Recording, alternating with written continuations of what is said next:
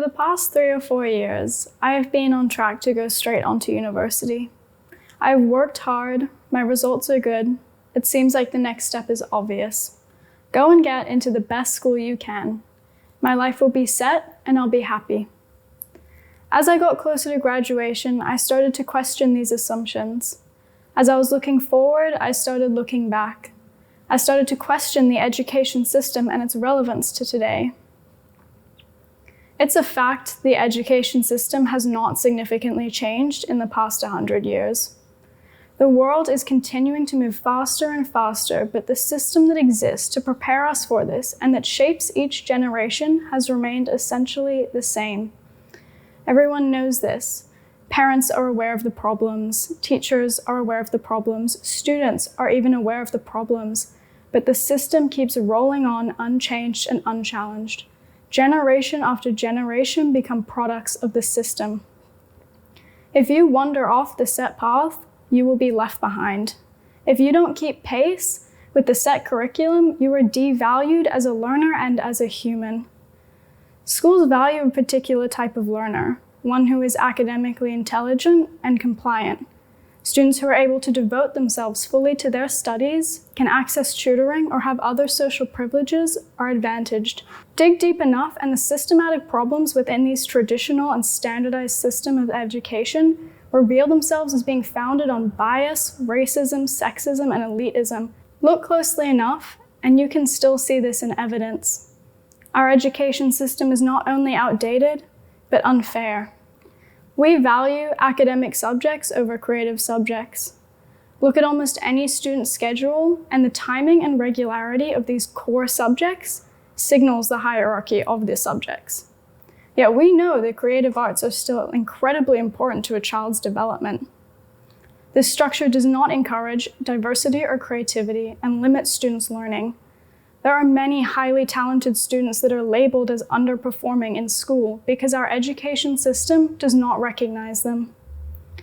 The idea that a large and diverse group of kids with all different learning styles can learn the same material at the same pace just doesn't make sense. Now let's talk about failure.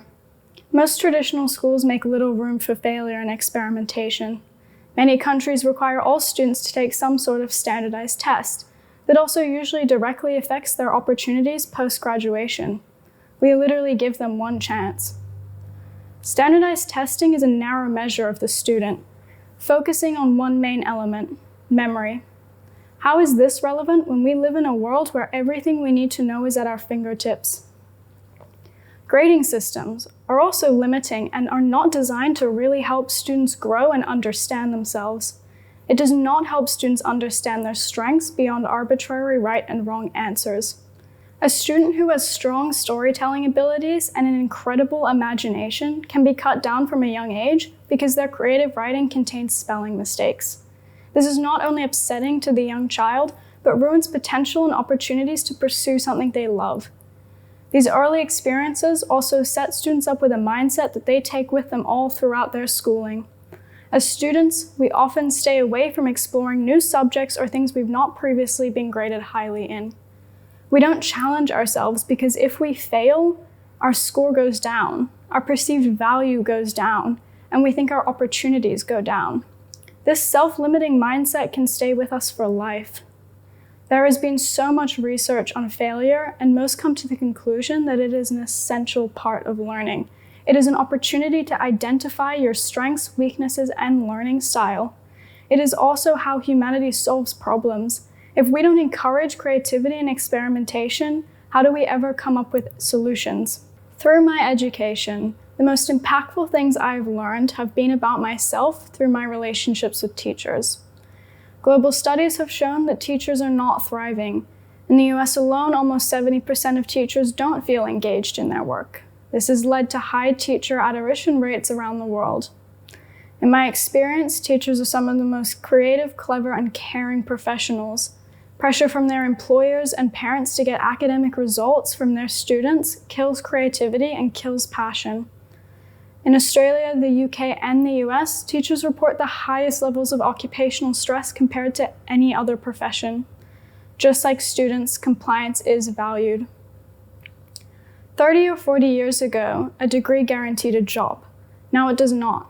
As the demand and price for degrees goes up, the quality and value of them comes down. This is academic inflation. Minimum qualifications required for jobs are increasing. Jobs that used to require high school diplomas now require a bachelor's degree. Jobs that used to require a bachelor's degree now require a master's degree, and so on. This seems to be a never-ending escalation of grades and academic performance, which has led to bottlenecks and competition in certain professions, while many other occupations and opportunities stay unexplored. This serves neither the individual student, business, industry, or the world. The trickle-down effect of this academic inflation is that primary and secondary schools set their controls to chart a course for their students to go straight into university. The entire system is screwed and is not relevant to what mine or future generations need. Who is benefiting from perpetuating the system? The only people this is working for are schools and universities who have a vested interest in keeping the system exactly as it is, with unsuspecting and unquestioning parents and students handing over tuition, believing that this is their best chance of success in life. The Ivy Leagues and elite private schools have good reason to resist change. The wealthy can leverage the system, perpetuating the bias and benefiting the privileged. Clinging onto the established system means that these schools get to remain at the pinnacle of education and charge accordingly. Education systems are incentivized to leave things largely as they are, to retain their position and evolve in only incremental ways. Even here at Greenstone, a progressive school that encourages creativity, we, students, parents, and teachers, still seem to be stuck in the mindset that university is the appropriate next step to take post-graduation. This may be true for some, and of course higher education is necessary for certain occupations, but how many teenagers, 17 or 18-year-olds, truly know what they want and are ready to commit 4 years and usually tens of thousands of dollars if we continue with this mindset and don't even let them explore their own selves? Students should not feel pressured to commit to university, and conversations about alternative pathways need to be opened up. Our intellectual self is just one element of a whole person. Only attending to the intellectual piece does not work. This piece alone cannot really be actualized without attention to the other parts of a whole person.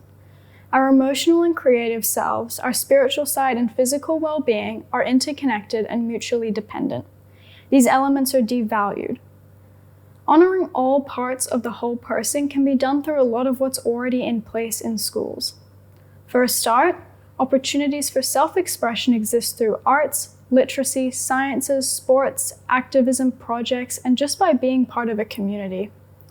But again, the pressure of grades and lack of support for experimentation and creativity means that schools may feel like an unsafe space for self-expression, and schools just don't want to deal with this stuff. But the truth is, kids can't leave their spiritual and emotional selves at home. They don't leave their mental health at the front gate. It's part of school whether we like it or not. When we don't learn about ourselves, how to find fulfillment and purpose in what we do, and how to develop skills for life, we are set back from the start. From the first day of school, it seems we have started on a never-ending race. This race is on a narrow track with no ability to veer off course or pause. Students are told to run faster, compete without purpose, and never stop to explore. This race ends with 85% of employees feeling unfulfilled and emotionally disconnected from their work. The current situation with coronavirus has put a spotlight on these issues. When I first started thinking about looking into education for my Greenstone, I felt so overwhelmed. I thought the topic was way too big. Is it even possible to change the whole education system? It turns out we can. This pandemic has clearly shown how quickly we are able to change and adapt. Schools across the world were able to switch to a whole new system overnight. Schools adopted online learning, changed how students are assessed, and built flexibility into programs. Tuition fees were lowered in some schools, and enrollment application rules became more open, making it more accessible. Schools, teachers, parents, and students started to think more critically and creatively. Self-paced and individualized learning has been proven to boost students' confidence and shows quicker, more effective learning. It allows the student to explore more of their own interests combined with strong foundational knowledge. Individualized and self-paced learning can be done in ways like using online videos or resources that students can pause, repeat, and skip ahead as they need. This empowers the learner and gives them more control over their own learning. This is ultimately motivating for the student, allowing them to take responsibility and explore what works or doesn't work for them. Online learning is not the solution to the problem, but it is proven the system can change and can change quickly. But we need to do more than this. We need to shift our mindsets. We are subjected to a narrow definition of success. This intensifies as we receive our high school diplomas. For those who have achieved academically and have the means to go on to a good university, this is the natural next step. This is assumed to be the path to success as we currently define it. This definition only allows for a small amount of people to be successful and has created a false narrative of what we need in order to achieve that title. Rather than defining success as diplomas from the best schools or a high-paying job, we should be defining it by what matters to each individual. We should be encouraging kids to find fulfillment and success in whatever they choose to do. We need to switch our perceptions of success to one that is more meaningful and personal. I am a product of the system. I have had the privilege of being educated in a progressive school that focused on me as an individual and as a whole human. I've had the benefit of being surrounded by teachers who really care and who have supported me to take my own path. I am lucky and I am privileged, but even in a school like Greenstone, I have found myself fixating on academic achievement. In my final 2 years of high school, I completed my high school diploma program in combination with first-year university courses, but I never stopped to question whether or not this is what I truly wanted. What experiences, experiments, challenges, and creative endeavors did I trade off to pursue academic success? As I look forward and decide what my next step will be, I look back. I'm not a teacher, I'm not a researcher, I'm not a lecturer, educator, professor, or parent. I am a graduate of the class of 2020. I have achieved what might be seen as the definition of academic success, but I refuse to take the path I am directed towards. I will continue to question, and I encourage all young people to question. I encourage all schools, all teachers, all parents to question, because one-size education doesn't fit anybody, and it's time to make education relevant. Thank you.